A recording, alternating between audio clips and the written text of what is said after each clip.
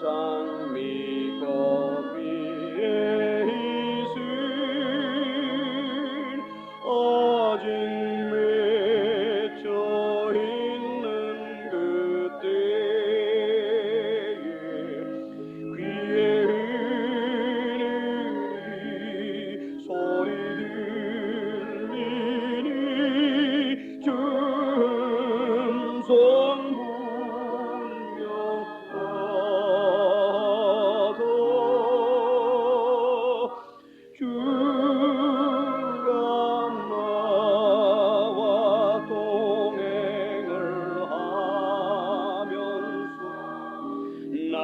친구 삼으셨네. 우리 서로 받은 그 기쁨은 알 사람이 없도다.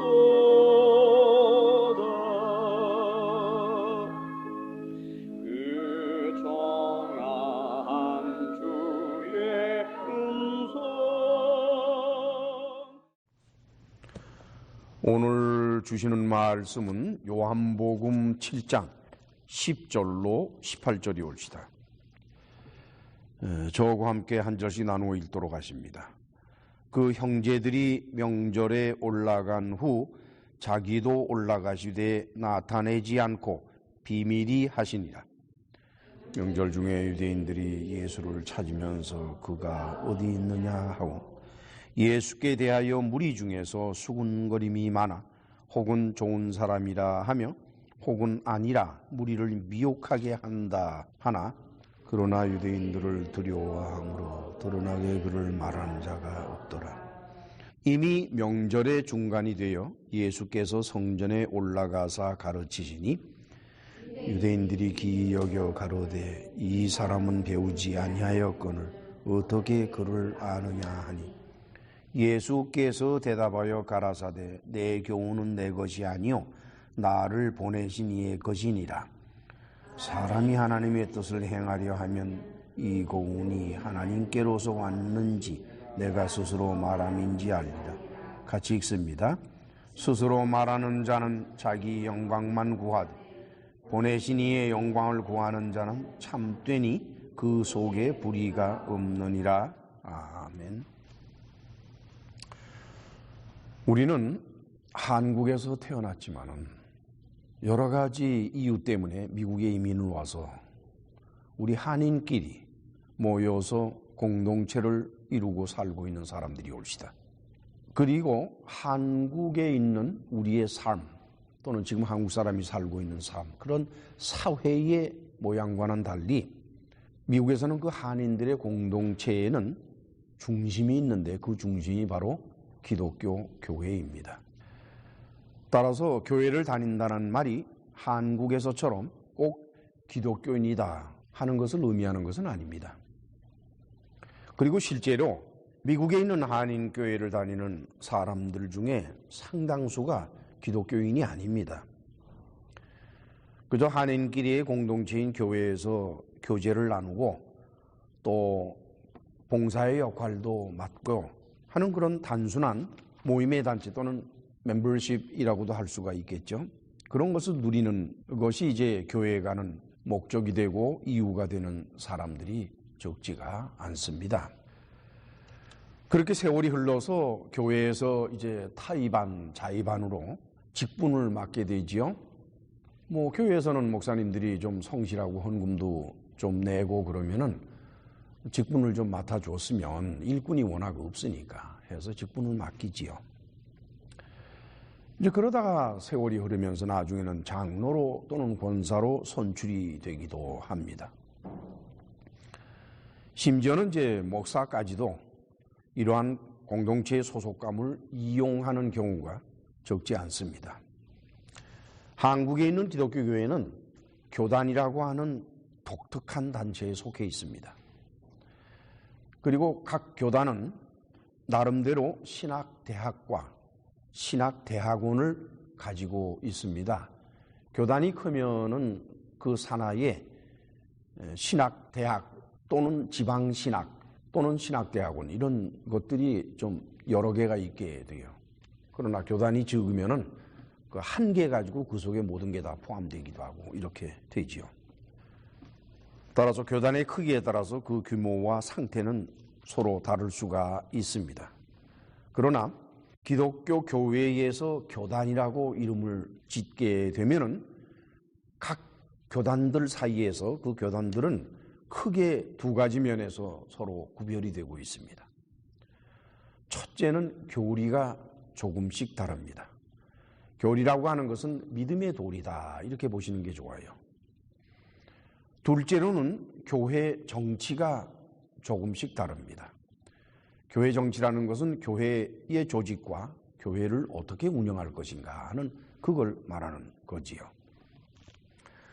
따라서 목사라는 사람은 교단 소속의 신학대학원에서 목사 교육과 수련을 쌓은 사람으로서 교회를 목회할 수 있도록 교단에서 안수를 받아야만 합니다. 그리고 목사는 자신이 안수받은 교단에 소속된 교회에서 사역하도록 되어 있습니다. A라는 교단에서 안수를 받고 B라는 교단에 가서 목사로서 일을 할 수가 없어요. 그것이 한국이에요. 따라서 이제 교회에서 교인들이 목사를 새로 선출하려면은 여러 사람의 목사들이 그 애플리케이션을 냅니다. 그럼 이제 그걸 보고 검토하고 뭐 그래서 또 모셔다가 설교도 좀 듣고 그리고 같이 식사하면서 대화도 나누고 이래 가면서 저 목사님이 믿을만한가 뭐 이렇게 생각들 하면서 목사를 결정을 하죠.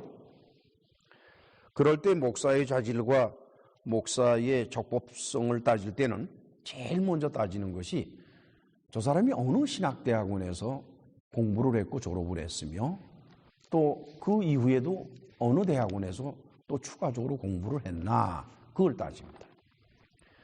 물론 이제 목사는 교단에서 목사로 안수를 받았다 할지라도 자신의 신학사상이나 또는 목회 철학이라고 하는 것은 학교를 졸업할 때하고 목회 생활을 유지해 나갈 때하고 똑같지는 않습니다. 달라질 수가 있어요. 그런데 달라지는 그 폭이 커서 그 교단에 속해서 목사로서 일하는 것이 갈등이 커지게 되면은 자연적으로 그 교단을 떠나게 돼요. 그 교단을 떠나서 다른 교단에 가입을 하거나 물론 이제 이쪽 교단에서 안수받은 목사가 다른 교단으로 갈 때에는 거기에는 의례적인 절차들이 있습니다. 아니면은 아야 어느 교단에도 속하지 않는 인디펜던트 독립교회를 구성하기도 하죠. 물론 거기에는 이제 목사 혼자서 할 수 있는 일은 아니고 교인들이 함께 동조해서 이루어지는 일들일 겁니다. 그러나 그 사람이 어느 교단에 옮겨갔건 독립교회를 했건 무엇을 했든지 간에 한국에서는 그 목사님의 배움이나 또는 자질을 평가할 때는 항상 그 사람이 목사 교육을 받은 곳, 그 신학대학원이 어디냐 그걸 가지고서 기본적으로 따지게 됩니다. 지금까지 말씀드린 것은 한국에 있는 교회의 목사들을 말씀드린 겁니다. 우리는 한국에 있지 아니하고 미국에 있습니다. 미국에 있는 한인교회는 교단의 특징이 있는 곳이 아닙니다. 장로교회라고 이름을 붙여놨지만은 장로교회로서의 온전한 교회 정치나 또는 신학 사상이 또는 교리가 제대로 되어 있는 곳이 그렇게 흔하지를 않습니다. 또한 교리의 순수성도 부족하죠. 특별히 교회 정치는 일관성이 별로 없어요. 왜냐니까 이 이민교회의 특징은 한국에 있는 교회와는 달리 모이는 사람들의 종래의 교파가 다 다른 거예요. 이름은 장로교회라고 세워놨지만은 그 안에는 순복음교회에 다니던 사람도 오고 장로교회에도 종류가 얼마나 많아요. 3, 4지까지가 되는데. 그리고는 그다음에 감리교회에 다니던 사람들, 침례교회에 다니는 사람들, 회중교회에 다니던 사람들 갖가지 사람들이 모여서 교회를 구성하기 때문에 그들에게 아무리 장로교회가 이런 것입니다라고 교리를 가르쳐도 그 사람들은 변화가 되지를 않아요. 맹고니까 이런 말이 있어요, 교회에는. 교인의 신앙은 주일학교 때 결정난다고. 주일학교 때 결정된 그 신앙의 상태가 평생을 간답니다. 우리말 속담에 3살 버릇 80가지라 그러잖아요. 그렇죠? 그래서 주일학교가 아주 중요해요. 주일학교 때 주일학교 선생님이 아이들에게 심어준 그 믿음에 대한 형태와 그 사상이 평생을 간다고 하니까 얼마나 놀라운 일입니까? 그래서 자연적으로 이민교회에서는 시 따라 때 따라 사람들에 따라 이렇게 변하고 저렇게 변하고 흔들려요. 그래서 일관성이 부족한 거죠. 더욱이 목사를 양성하는 신학대학원도 한국에서와는 비교가 될 수가 없습니다. 크게 나눠서 3가지 방향에서 목사들이 배출된다고 보는데, 첫째 하나는 미국에서 사역하는 대부분의 목사들이 한국에서 교육을 마치고 한국에서 각 교단에서 안수를 받은 사람들이 많습니다. 그런데 이제 어느 교단에서 어떻게 공부를 했고 어떻게 안수를 받았느냐 하는 것에 대해서는 그 내용을 소상하게 살필 수가 없어요. 그래서 뭐 그랬다 그러면 그런 줄 알고 그러죠. 사실은 원칙적으로는 그 사람의 목사 안수증, 그 다음에 신학대학원 졸업증 이런 걸 다 받아야 돼요. 그걸 전부 다 받고, 그리고 필요하다 그러면 추천서도 받아서 평가를 해야 되는데, 그거야 뭐 큰 교회들, 대형 교회나 이런 데에서는 그렇게 다 심사를 해서 목사를 선임을 한다 그러지만은 힘없고 조그마한 교회가 그저 목사님 한 분 오셔서 잘 좀 이렇게 이끌어가주면 고맙다 하는 처지에 뭐 어느 교단이냐 뭐냐 어쩌냐 그거 따질 수가 있습니까? 그냥 부임하게 되고, 그러고 나서는 나중에 이상한 일이 벌어지고 하는 일들이 적지가 않죠. 다음에 2번째에서는 미국 안에서 한인교회들 간의 연합으로 신학교를 세웁니다. 엄격히 말해서 교회들이 세우는 게 아니라 목사들이 세우지요. 그런데 거기에서 교육받은 사람들은 어떤 문제를 안게 되는 거니까, 우선 신학교의 교수진이 질이 낮습니다. 그러니까 교수가 될 수 없는 사람이 교수를 하기 때문에 거기에서 배우는 것은 별로 그렇게 기대할 수가 없어요.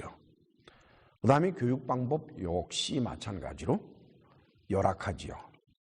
그래서 많은 경우에 한인 교회들이 세운 신학교에서 공부를 하고 나온 분들이 배움이 여러 가지로 부족한 것을 보게 됩니다. 마지막 3번째로는 미국의 신학교에서 교육받고 미국 교단에서 안수받은 목사들이 있어요. 이제 그런 사람들이 나와서 또 이제 교회에서 사역들을 하지요. 이런 여러 가지 사정들 때문에 미국에 있는 한인교회에서는 그 목사의 자질에 관한 시비가 심심치 않게 일어납니다. 제게도 가끔 교인들이 전화가 와요. 그 교회가 뭐 이렇게 분란이 없고 편안하고 뭐 그럴 때에는 저한테 연락이 안 오죠. 그런데 무슨 문제가 생기면 꼭들 연락들을 해서, 가만히 들어보면은 이건 교리의 문제도 아니고 목사의 신학 사상의 문제도 아니고 그냥 목사와 또는 장로와 그 사이에 인간적인 다툼이나 갈등이나, 그리고 많은 경우에 돈 문제가 걸려있고 하는 이런 것들이기 때문에 저는 그야말로 참 그런 문제는 개입하기도 싫고 답변하기도 참 솔직히 싫어요.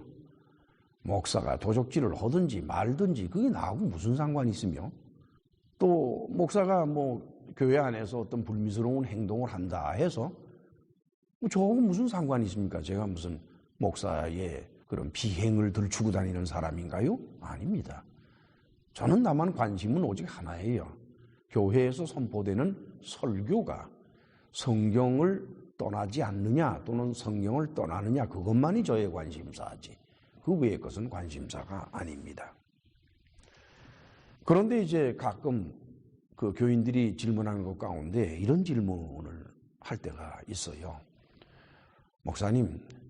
목사님들이 설교할 때마다 다 하나님의 말씀이라 그러고 또 설교 준비할 때는 성령이 역사하셔서 설교 준비했다고 그러는데 그게 그런지 안 그러는지 어떻게 합니까? 그러면 이제 전 그래요. 글쎄 그건 나도 잘 모르겠다고. 설교 준비하는데 성령의 역사가 있었다고 그러는데 그걸 내 잘 모르겠고, 그 다음에는 성경을 설교를 하는데 하나님의 말씀이라고 그러는데 그 하나님의 말씀이라는 것이 그야말로 하나님의 말씀하신 것을 받아서 전해서 하나님의 말씀인지 그것도 사실은 나도 잘 모른다고.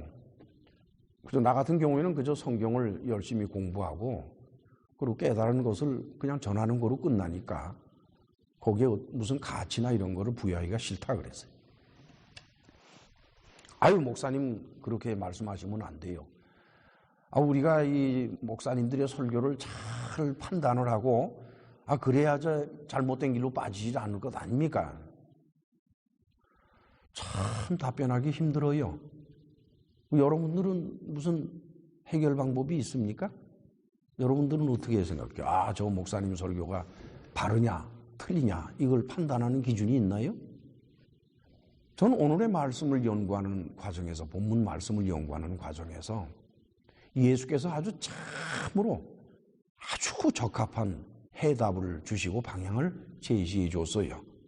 그것은 목사의 설교를 판단하는 기준과 또한 판단하는 사람의 마음과, 즉 판단하는 사람, 설교를 듣고 판단하는 사람의 마음에 따라서 올바르게 판단할 수도 있고 틀리게 판단할 수도 있다는 것이 예수님의 말씀이고, 또 설교를 전하는 자가 그 마음을 어떻게 갖느냐에 따라서 올바른 설교를 전할 수도 있고 잘못된 설교를 전할 수도 있다라는 것이 오늘 본문 가운데서 나타난 예수님의 가르치심입니다.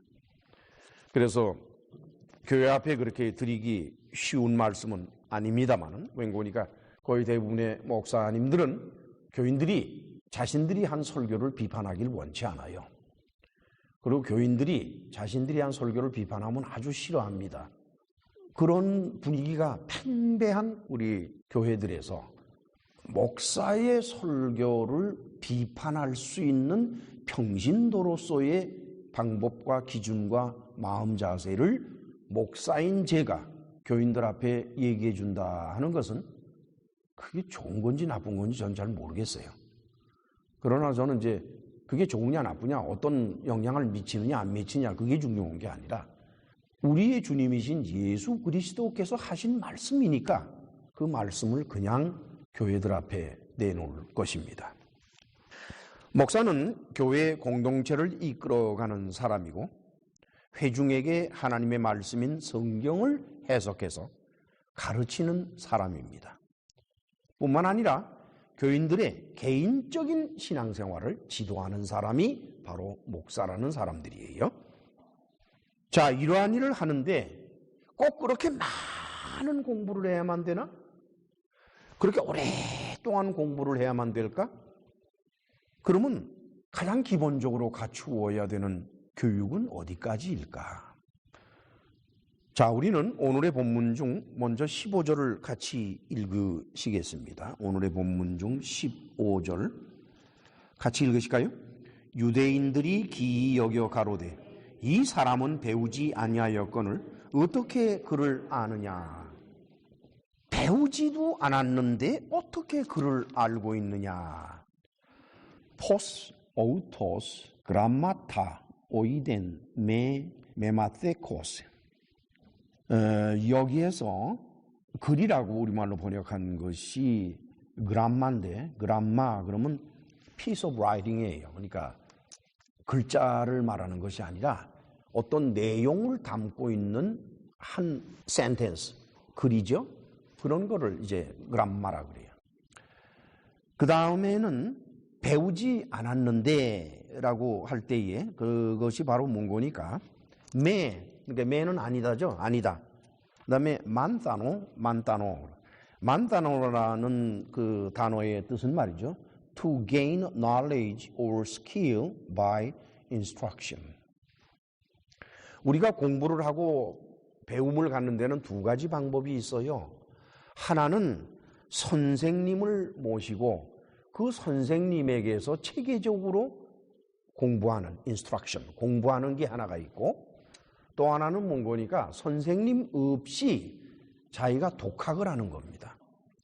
혼자서 책을 읽고 연구하고 해서 배우는 것도 그 두 가지가 있는데, 여기서 지금 유대인들이 예수님한테 저 사람 배우지 않았는데 라고 하는 뜻은 스스로 공부하지 않았는데 라는 뜻이 아니라 만따노에 만따노. 아니 저 사람 뭐 어디서 체계적으로 배웠나? 그러면 누구 제자인가? 선생이 있어야 할 거 아니에요, 그렇죠? 누구 제자냐? 그 다음에 학파는 어느 학파냐? 그 아무 곳에도 관계되지 않는 사람, 예수님이란 말이에요. 이와 유사한 사건이 누가복음 4장 16절로 22절 사이에 나옵니다. 94페이지 신약성경 누가복음 4장 16절로 22절. 16절로 22절을 같이 읽으실까요? 예수께서 그 자라나신 곳 나사렛에 이르사 안식일을 자기 규례대로 회당에 들어가서 성경을 읽으려고 서심해 선지자 이사야의 글을 들이거나 책을 펴서 이렇게 기록된 데를 찾으시니 곧 주의 성령이 내게 임하셨으니 이는 가난한 자에게 복음을 전하게 하시려고 내게 기름을 부으시고 나를 보내사 포로된 자에게 자유를 눈먼 자에게 다시 보게 함을 전파하며 눌린 자를 자유케 하고 주의 은혜의 해를 전파하게 하려 하심이라 하였더라. 책을 덮어 그 맡은 자에게 주시고 앉으시니 회당에 있는 자들이 다 주목하여 보더라. 이에 예수께서 저희에게 말씀하시되 이 글이 오늘날 너희 귀에 응하였느니라 하시. 저희가 다 그를 증거하고 그 입으로 나오는 바 은혜로운 말을 기이 여겨 가로되 이 사람이 요셉의 아들이 아니냐? 예수께서 태어나시기는 베들레헴에서 태어나셨지만은 어린 시절 자라기는 나사렛에서 자라셨잖아요. 거기 이제 회당에 가셔가지고 그 전에도 말씀을 드렸습니다만 회당장은 누구든지 자기가 원하는 사람에게 그날 설교를 할 수 있는 권한을 줄 수가 있습니다. 즉 회당이라고 하는 것은 늘 정해진 설교자만 있는 것이 아니라 수시로 설교자가 바뀔 수가 있습니다. 예수께서 오시는 걸 보고 아마 그 회당장이 흥미가 많았던 것 같아요. 저 사람 한번 얘기를 좀 들어봐야겠네. 그래서 세웠습니다. 근데 예수께서 이사야서를 읽으세요. 이사야서. 근데 이사야서를 예수님이 선택한 것이 아니라 이 회당장이 이사야서를 선택을 해서 예수님들을 읽으라고 줬어요. 그러니까 시험하는 거죠. 근데 그걸 읽으시고 나서 예수께서 말씀을 하시는데 여기 기록해 보니까 예수님이 하시는 말씀이 참 은혜로웠더라. 그러면서 회중들이 깜짝 놀랐어요. 저 사람이 요셉의 아들 아니야? 근데 어떻게 저렇게 설교를 잘하나? 요셉의 아들이라는 건 무슨 뜻이죠? 목수의 아들이라는 뜻입니다. 목수 주제에 어떻게 저렇게 설교를 잘하나? 여러분들 어떻게 생각하세요? 교회에서 이 교회 설교단에 건설공사장에서 공사하고 다니는 교인이 있었는데 그분을 세워서 설교 좀 하시라고 담임 목사가 그렇게 부탁을 하니까 뭐 대부분의 교회 교인들은 설교라기보다는 간증들을 잘하죠. 그렇죠? 근데 올라와서 간증 삼아 또 설교 삼아 해서 성경 구절을 적절히 들어가면서 하는데 듣는 사람들이 깜짝깜짝 놀라는 거예요. 아니 목수가 어떻게 저렇게 설교를 잘하나. 그렇죠? 그거하고 똑같은 거예요. 조선시대 때는 한문이 통용어였습니다. 물론 이제 세종대왕께서 한글을 훈민정음 한글을 만드셨지만은 그렇게 활발하게 쓰여지질 않았어요. 언문이라 해서 부녀자들과 배우지 못한 사람들 뭐 이런 사람들에게 쓰이는 것까지도 활발치는 못했습니다. 하물며 한문이라고 하는 것은 조선사회의 중인계급 이상이나 서당에 가서 배울 수 있는 거지 상인들, 즉 상것이라고 그러죠. 심한 말로는 이제 쌍놈 이렇게 말을 하는데 그 상인들이란 뜻입니다. 상인들과 상인이라는 게 장사한다는 상인이 아니에요. 평범한 사람들. 상인들과 노비 계급, 그들은 한문을 배울 기회조차 없습니다. 이나 마찬가지로 예수님 당시의 유다 나라는 아람어가 통용되고 있었습니다. 여러분들 아시다시피 북이스라엘은 아수르 제국에게 포로로 끌려가고, 그리고는 아수르 제국에서는 아람어를 쓰는 아람 사람들을 아수르 땅에서 역이민을 시켜가지고 사마리아 땅 그 일대에 살게 만들었어요. 그 다음에 한편 남유다 왕국은 바벨론 제국에 의해서 멸망이 된 다음에 학식 있는 사람들, 경제적인 여유가 있는 대부분의 사람들이 다 포로로 끌려가서 바벨론을 중심으로 하는 그 바벨론 일대에 흩어져 살았습니다. 그러다가 다시 돌아왔는데 그들이 거기에서 살면서 아람어를 쓰게 됐고, 그러니까 북이스라엘 사람은 아수르에 포로로 끌려가서 아람어를 썼고, 남유다 사람도 바벨론의 포로로 끌려가서 아람어를 썼어요. 그래서 돌아와서는 계속 아람어를 쓰는 겁니다. 그런데 이제 갈릴리 지방에서 쓰는 아람어와 그 방언이 톤이나 뭐 이런 것들이 인터네이션이죠. 그런 게 예루살렘을 중심으로 한 유다 지방 있죠. 유다 지방에서 사용하는 아람어 방언하고 방언이 틀려요. 그건 마치 경상도 사투리하고 전라도 사투리가 틀리듯이 틀려요. 그렇기 때문에 유대 지방 사람들은 금세 갈릴리 지방 사람을 구별해내요. 말 들으면은 저쪽 방언이거든. 그렇죠? 성경은 히브리어로 기록되어 있습니다. 아람어로 기록된 게 아니에요. 그런데 통상적으로 법정 문서나 이런 것들이 있죠. 법정 문서. 이런 문서들은 아람어로 기록이 되어 있고, 히브리어로 기록되어 있는 건 오직 성경과 연결되는 글들, 그런 것만 히브리어로 기록되지, 심지어는 미시나까지도 아람어로 기록을 했다라고 합니다. 예수께서도 설교를 하실 때는 갈릴리 아람어로 설교를 하셨다, 이렇게 되어 있습니다. 자, 이제 문제가 돼요.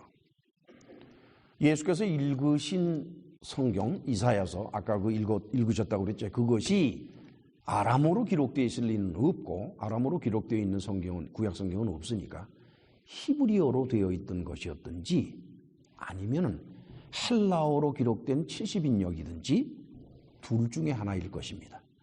그러나 헬라어로 기록된 것은 디아스포라, 다시 말하면 알렉산드리아나 이런 타 지역에서는 그거를 읽지만은 예루살렘이나 또는 갈릴리 지방, 유다 나라에서 헬라어로 번역된 구약 성경을 그것도 회당에서 읽었다고 볼 수는 없어요. 가정에서는 읽겠지만. 자, 그렇다 그러면 히브리어로 기록된 구약 성경을 예수께서 읽으신 겁니다. 깜짝 놀랄 일이에요. 아람어는 배워서 써겠지만은 히브리어를 체계적으로 배우려면은 목수는 못 배워요. 배울 기회가 없어요. 어부도 배울 기회가 없어요. 누구야만 되는 거니? 바리새파로 들어가야만 돼요. 또는 서기관 직분을 가져야만 되고 율법사 직분을 가져야만 히브리어로 된 구약 성경을 읽을 수가 있는 겁니다. 더더구나 당시의 구약 성경은 모음이 없었어요. 자음만 가지고 있었어요. 모음이 없는 자음 상태로만 된 글을 무슨 수로 읽을 수가 있겠어요? 여러분 기역, 니은, 디귿, 리을, 미음, 비읍, 시옷, 이응, 지읒, 치읒 뭐 이런 것만 쭉 있고 아여, 어여, 오요, 우이 모음이 하나도 없는 거 놓고서 여러분 읽을 수 있어요? 그거? 못 읽어요. 그거는. 히브리어로 기록되어 있는 구약 성경이 바로 그렇다 이겁니다. 그렇기 때문에 그것은 그 내용을 잘 아는 사람만 읽을 수 있으니까 결국 율법사나 서기관들이나 바리새파 사람들만 그것을 읽을 수가 있고 일반 서민들은 그 히브리어로 기록된 구약 성경을 못 읽습니다. 못 읽고 그냥 듣는 거예요. 그러니까 회당에 나가서 듣기만 하면 돼요. 서기관이 읽어주고 그러면 듣고, 아시겠죠? 그런 거니까 예수께서 목수인 사람이 체계적으로 배우지도 않은 상태에서 그 히브리어로 기록된 구약 성경을 읽었다. 읽은 것뿐만 아니라 구구절절히 설명하는 그 설명이 어쩌면은 그렇게 의미가 깊고 뜻이 깊은지. 그 듣는 사람들이 깜짝 놀라는 거예요, 다. 야, 예수님 당시에는 그 사람이 뭐 바리새파 사람이건 서기관이건 율법사건 뭐든지 간에 성경을 공부하고 배우는 측면에서는 학파가 둘밖에 없었어요. 그 중에 하나가 힐렐 학파, 또 하나가 샤마이 학파입니다. 근데 샤마이 학파는 팔레스타인을 중심으로서 일어나기 때문에 굉장히 보수적이에요. 문자적이고 보수적인 사람들이고, 힐렐 학파는 그 근원이 바벨론 쪽에서 일어났기 때문에 그 사람들은 리버럴합니다. 조금 자유스럽게 구약 성경을 해석을 해요. 그러나 예수께서는 목수의 아들로서 그리고 목수로서 살면서 이러한 정규적이고 체계적인 교육을 받을 수는 없었습니다. 또한 받고 싶어도 아무도 받아주질 않아요. 다 가문 보고 그렇게 해서 받아주는 거지 아무나 바리새파 사람이 되는 게 아니에요. 이것은 예수님의 제자들도 뭐 별로 다를 바가 없어요. 여러분 다 같이 사도행전 4장을 찾아갈까요? 192페이지 사도행전 4장 13절에서 14절 같이 읽을까요? 저희가 베드로와 요한이 기탄 없이 말함을 보고 그 본래 학문 없는 범인으로 알았다가 이상히 여기며 또 그 전에 예수와 함께 있던 줄도 알고 또 병 나은 사람이 그들과 함께 섰는 것을 보고 힐라랄 말이 없는지라. 학문 없는 범인이라. 아그라마토스. 아그라마토스 그러면 uneducated. 학문이 없다라는 뜻보다도 정규적인 교육을 받지 못한 사람을 말하는 겁니다. 그 다음에는 범인이라 그랬는데 우리말로 범인이라 그러면 범사로운 사람들 그냥 뭐 보통 사람 하는 뜻인데 범인이 그게 이디오테스거든요. 이디오테스인데 이디오테스라고 하는 것은 범인이라기보다는 보통 사람이라기보다는 전문 교육을 받지 않은 사람을 말하는 겁니다. 그게 레이라고 그러죠. 레이 퍼슨. 교회에는 전문적인 교육을 받은 목사가 있고 전문적인 교육을 받지 않은 평신도가 있어요. 그래서 평신도를 레이 퍼슨이라고 그러고 그다음에 전문적인 교육을 받은 목사나 이런 사람들을 클러지라고 그래요. 클러지. 예수님의 제자들도 형편은 별로 다를 바가 없어요. 뭐 베드로도 그렇고 요한도 그렇고 야고보도 그렇고 다 정규적인 교육을 유단 나라에서 받은 사람들이 아닙니다. 그러니까 이제 공회에 불러다가 그 사람들을 심사하고 하는데 기탄 없이 말한다는 거예요. 사람이요 교육이 부족하면은 말을 자신 있게 못해요. 말을 하다 말고 떠듬떠듬하고 막 이래요. 그러나 확고부동한 자기 자신의 의지가 있고 신념이 있는 사람은 말할 때 보면은 거침이 없습니다. 근데 그렇지 않은 사람들은 떠듬떠듬하거든요. 근데 여기 기탄 없이 거침없이 말한다. 어유 저 사람이 저게 속에 들은 게 꽉 찼구먼. 뭐 아주 대단해요. 뭐 이러는 상황이죠. 오늘의 본문 말씀은 이러한 처지에서 유대인들에게 공격을 받는 입장에 있는 예수께서 당신 자신을 변호하는 그런 말씀을 하시는 게 오늘의 본문의 말씀이옵시다. 자, 이제 우리 본문으로 돌아가서 요한복음 7장 10절을 같이 읽으십니다. 그 형제들이 명절에 올라간 후 자기도 올라가시되 나타내지 않고 비밀히 하시니라. 비밀히 한다는 것은 secret하다, 아주 비밀이다 그런 뜻은 아닙니다. 크룹토인데 크룹토라고 하는 것은 단순히 그냥 to keep from being seen이에요. 남에게 두드러지게 드러나지 않도록 행동하는 것을 말하는 겁니다.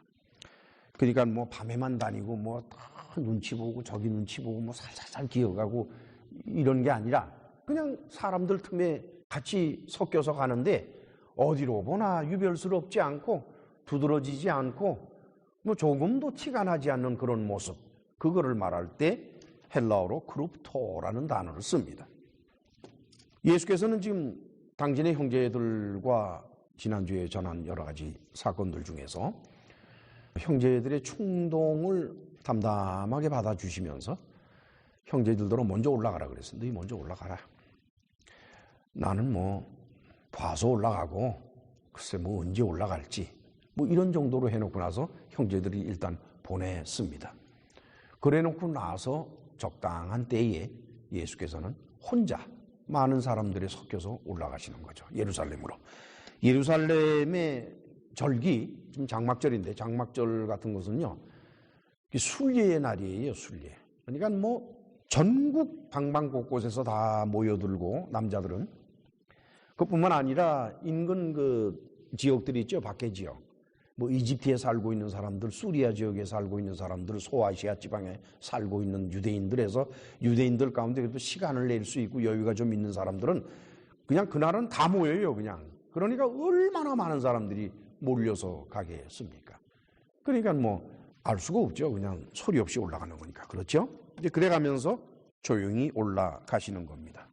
이제 그런 걸 보면은 그동안 예수님은 움직였다 하면 그냥 요란했구먼 하는 생각이 들더라고요.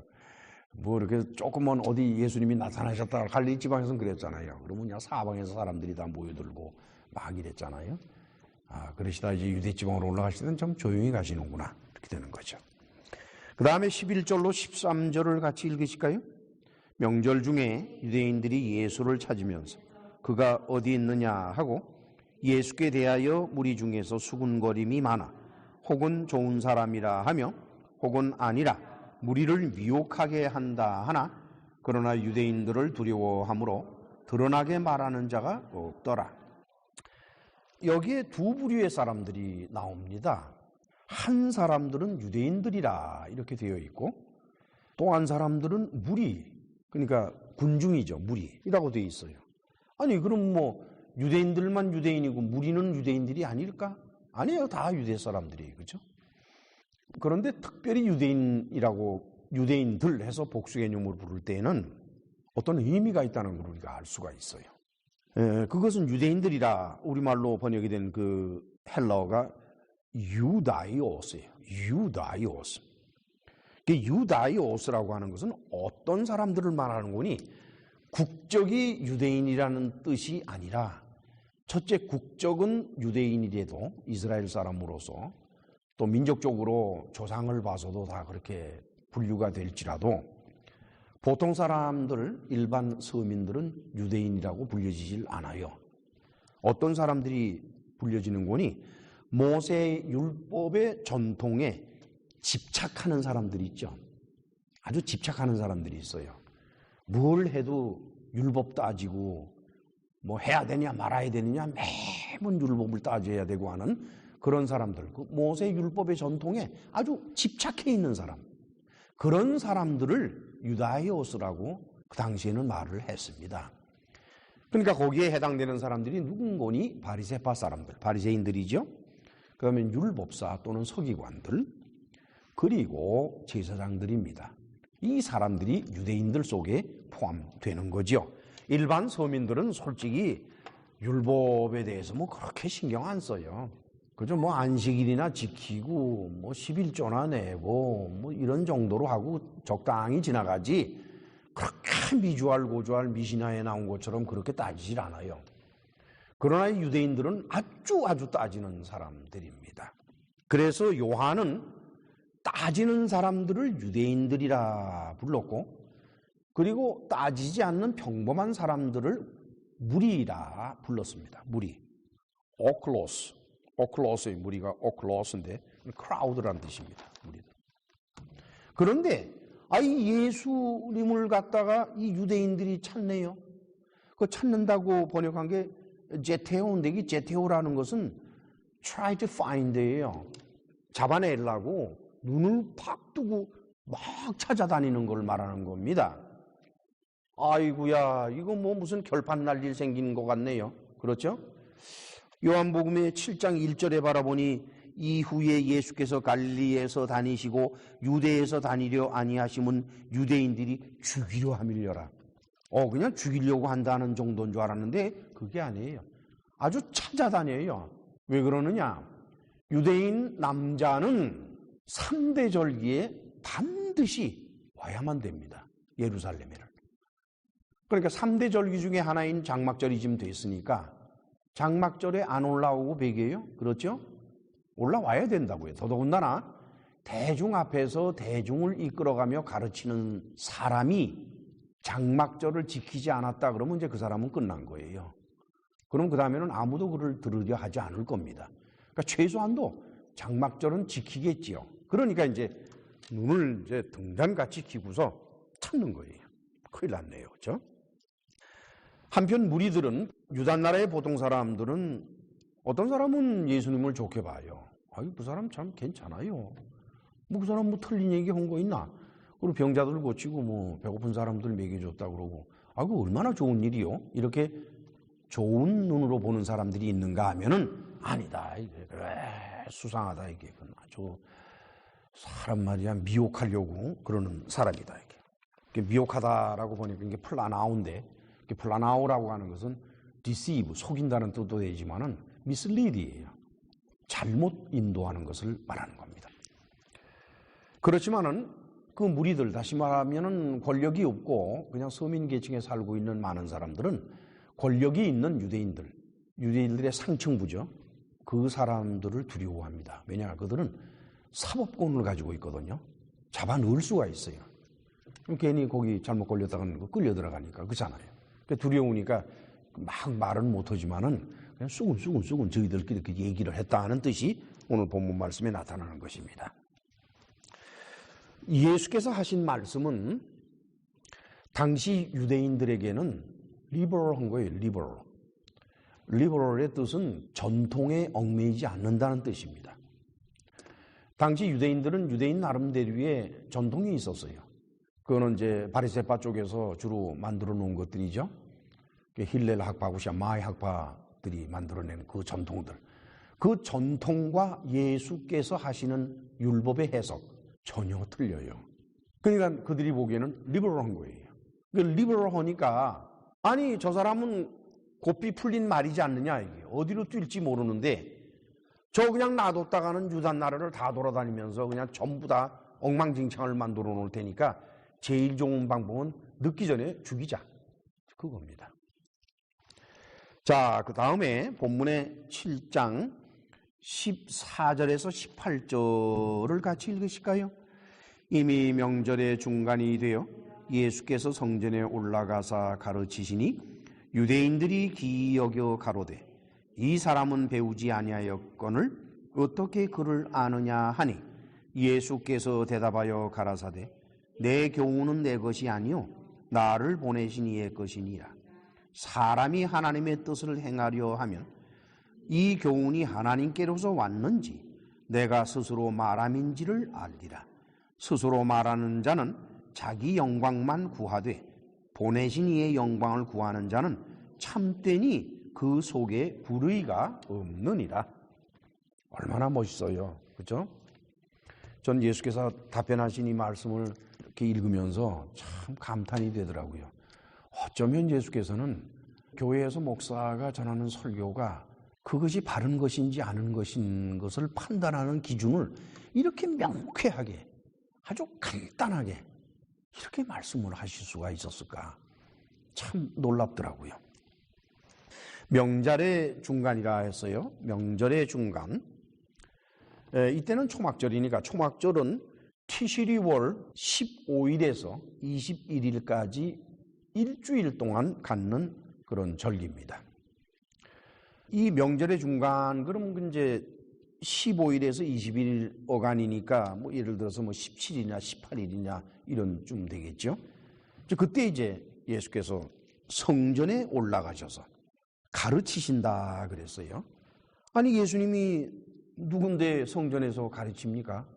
뭐 제사장이 가르친다 또는 서기관이 가르친다 그러면 그럴싸하네요. 뭐 그러겠지만은 예수께서 무슨 권리로 거기서 사람들에게 가르침을 줄 수 있을까?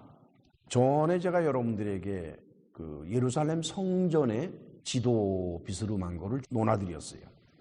거기에 보면은 동쪽으로 해서 길게 솔로몬 행각이라는 것이 있습니다. 그래서 행각이라고 하는 것은 지붕은 있는데 옆이 뚫려 있는 것을 말해요.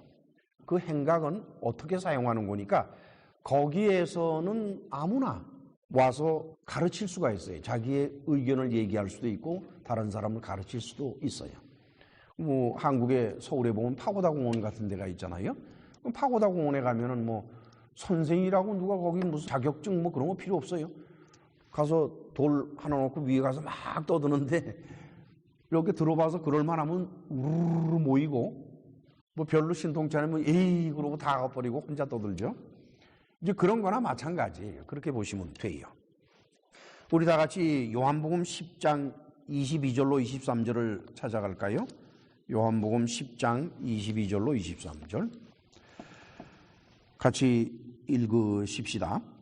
예루살렘의 서전절이 이르니 때는 겨울이라 예수께서 성전한 솔로몬 행각에서 다니시니 유대인들이 에워싸고 가라되 당신이 언제까지나 우리 마음을 의욕해 하려나이까 그리스도여든 밝히 말하시오.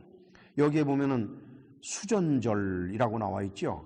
이 수전절은 장막절하고는 2달 터울이에요. 그러니까 예수께서는 장막절부터 시작해서 계속 거기 계신 거예요.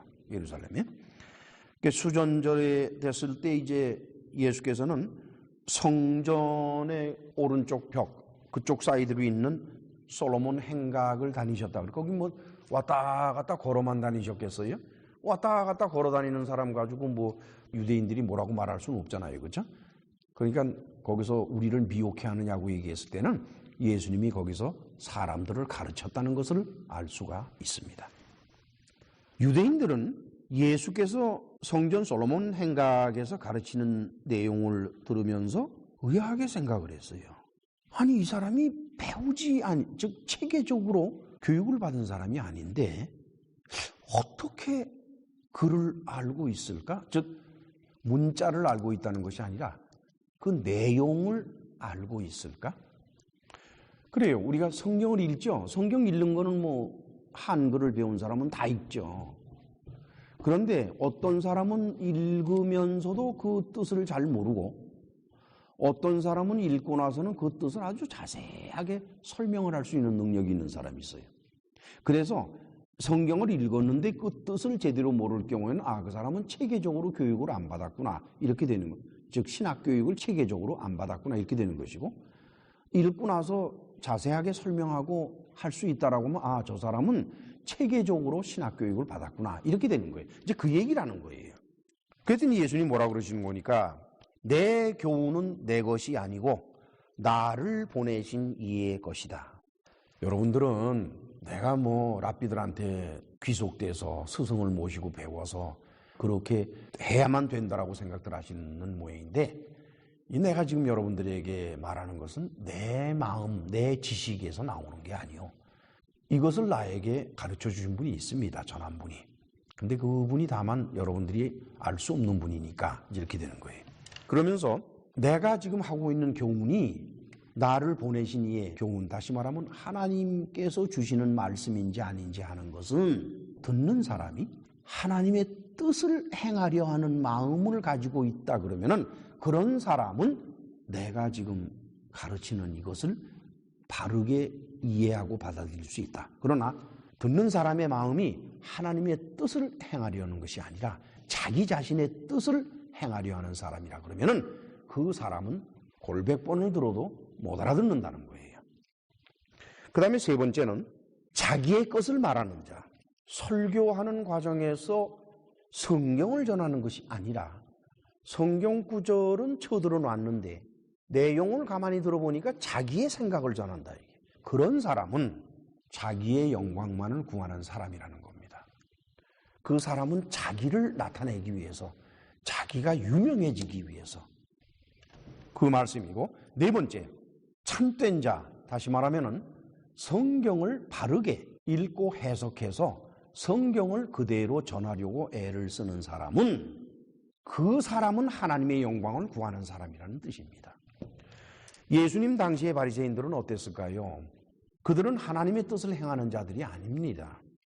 그리고 하나님의 영광을 나타내는 자들도 아니었어요. 예수께서는 당시의 종교 지도자인 바리새파 사람들, 서기관들, 그들에 대해서 아주 신랄하게 비판을 하시는데 그들이 무식했기 때문에 비판하시는 게 아니에요. 그들이 공부를 안 하기 때문에 비판한 것이 아닙니다. 그들이 갖추어진 마음 자세 때문에 그런 거예요. 우리 다 같이 마태복음 23장을 찾아갑니다. 마태복음 23장 1절에서 7절을 같이 읽으십시다. 이에 예수께서 무리와 제자들에게 말씀하여 가라사대 서기관들과 바리새인들이 모세의 자리에 앉았으니 그러므로 무엇이든지 저희의 말하는 바는 행하고 지키되 저희의 하는 행위는 본받지 말라. 저희는 말만 하고 행치 아니하며 또 무거운 짐을 묻고 사람의 어깨에 지우되 자기는 이것을 한 손가락으로도 움직이려 하지 아니하며 저희 모든 행위를 사람에게 보이고자 하여 하나니 곧 그 차는 경문을 넓게 하며 옷수를 크게 하고 잔치의 상석과 회당의 상자와 시장에서 문화받는 곳과 사람에게 랍비라 칭함을 받는 것을 좋아하느니라. 여러분들 어떻게 생각하세요? 여기에 랍비라는 것 또는 바리새인들 이런 거를 목사로 한번 바꿔놓을 테니까 들어보세요. 가라사대 목사들이 예수의 자리에 앉았으니 그러므로 무엇이든지 저희의 말하는 바는 행하고 지키되 저희의 하는 행위는 본받지 말라. 저희는 말만 하고 행하지 아니하며 또 무거운 짐을 묻고 사람의 어깨에 지우되 자기는 이것을 한 손가락으로도 움직이려 하지 아니하며. 그렇죠? 교회 건축한다고 엄청난 예산을 잡아놓은 다음에 자기들은 나가서 일 하나도 안 해요. 돈 한 푼도 안 벌어와. 그러면서 교인들더러만 돈 내가지고 예배당 짓자고 하는 게 목사죠. 똑같은 얘기지. 얘기가 그 얘기가 아닙니까? 저희 모든 행위를 사람에게 보이고자 하나니 그 차는 경문을 넓게 하며 성경을 옆구리에 끼고 보란듯이 걸어다니며 옷수를 크게 하고 잔치의 상석과 회당의 상자와 시장에서 문안받는 곳과 사람에게 목사라 칭함을 받는 것을 좋아하느니라. 그래요, 안 그래요? 대부분의 목사들은 상석 좋아합니다. 그리고 문안받고 대접받는 거를 참 마땅하다고 생각들을 해요. 옷수를 크게 한다. 예배당에 가운 턱 입고, 가운도 보통 가운인가? 박사 가운 이래가지고서들 나타나죠. 그렇게 드러내려고 하는 거. 그리고 목사님이라 칭함받는 것을 좋아하죠.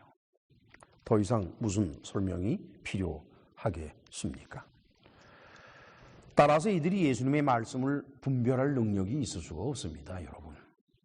이런 상태에 있는 사람들이 예수님의 말씀 더 넓게 들어가서 성경을 읽고 해석하고 분별할 능력이 생길래야 생길 수가 없어요. 온통 자기 자신이 가득 차 있는 사람이 무슨 수로 하나님의 것을 볼 수가 있겠어요.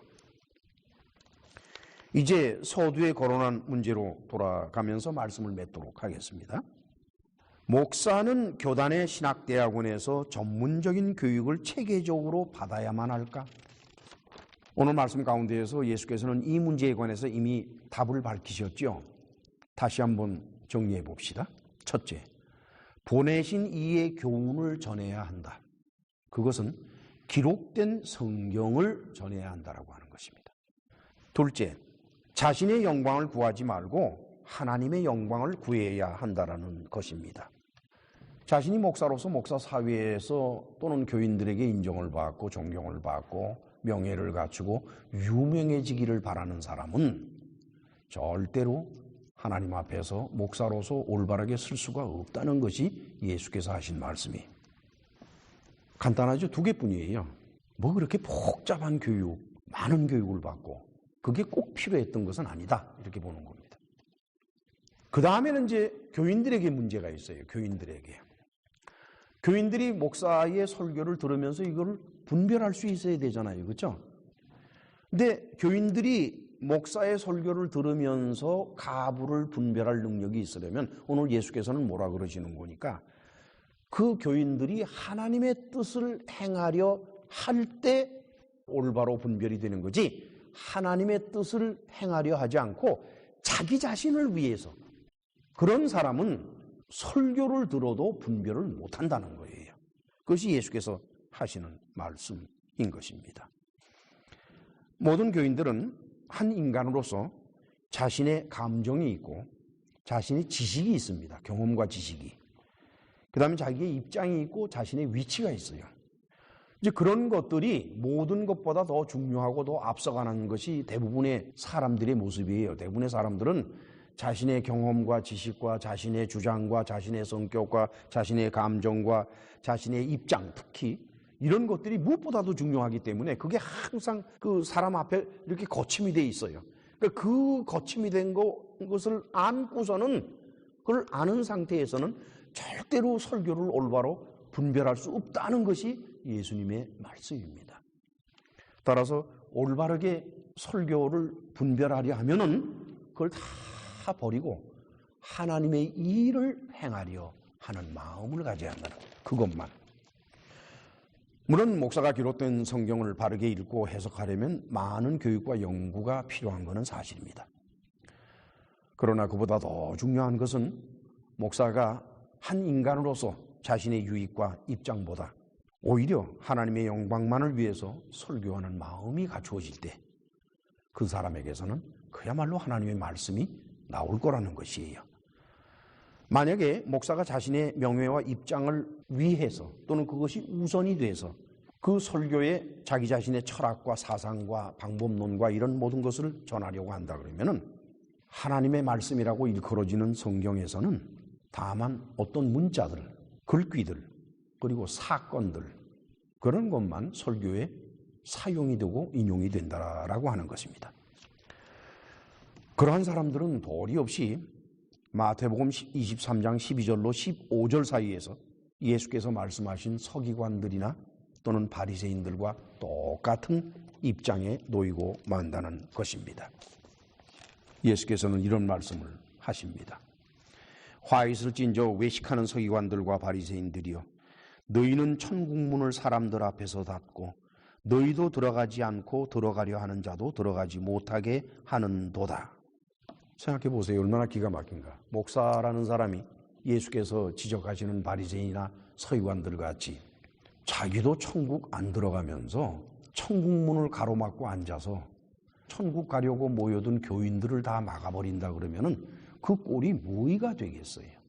그런 목사는 자기 자신의 유익과 자기 자신의 명성과 자기 자신의 욕망과 자기 자신의 모든 편리한 것을 추구하는 그런 사람들이라는 것이옵시다. 그래서 사도 요한은 그의 서신 요한 1서 2장 18절에서 이렇게 말하고 있습니다.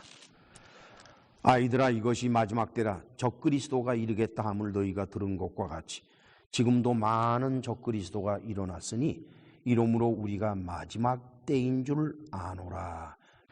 적그리스도라고 하는 것입니다. 목사가 돼서 적그리스도 역할을 한다는 것처럼 슬픈 일이 없어요. 그런데 목사가 돼서 적그리스도 역할을 한다는 것처럼 또한 쉬운 일이 없습니다. 그것은 교육 수준에 있는 것도 아니고 인간성에게 있는 것도 아니에요. 그 사람이 추구하는 바가 하나님의 영광을 추구하지 않고 자기 자신이 유명해지길 바라고 자기 자신이 유리한 조건을 갖추기를 바라고 남에게 높임을 받기를 바라고 남에게 인정을 받기를 바라고 목사가 돼서 그러한 마음에 꽉 차 있다 그러면은 그 사람은 도리 없이 적그리스도가 될 것이요, 그는 도리 없이 천국문을 가로막고 자기도 안 들어가면서 들어가려고 모인 사람들까지도 못 들어가게 막는 자들이다. 이것이 예수께서 경고하신 말씀이옵시다. 기도합시다. 전능하시고 자비로우신 하나님 아버지, 저 마음 같았으면 예수님 시절에는 유대인들이 서기관들이나 바리새파 사람들이나 이런 사람들을 믿고 의지하며 신앙생활을 해나갔으면 얼마나 좋겠습니까? 그러나 예수께서는 그들이 자기 자신의 영광만을 위하는 자들로서 오히려 천국문을 가로막고 있는 적그리스도들이다, 이렇게 말씀을 하신 것처럼 오늘날도 기독교 교회 안에서 당연히 목사로서 교인들에게 신뢰를 받고 또한 교인들을 올바로 이끌어가야 되는 직분을 가진 사람들이 자신의 개인적인 유익과 목적을 위해서 오히려 우리 주님의 길을 회방하는 적그리스도의 역할을 하면서 천국문을 가로막고 앉은 이런 일이 있다 하니 참 기가 막힌 일입니다. 주님께서 사랑하는 성도들로 하여금 자신의 유익이나 자신의 입장이나 또 자신의 감정이나 지식이나 경험이나 이런 모든 것에 얽매이지 말고 오직 하나님의 뜻을 행하려 하는 마음으로 가득 차서, 그래서 옳지 못한 목사들이 옳지 못한 설교를 분별할 수 있는 능력을 갖게 될 수 있도록 은혜를 베풀어 주옵소서. 예수님의 이름으로 기도합나이다. 아멘.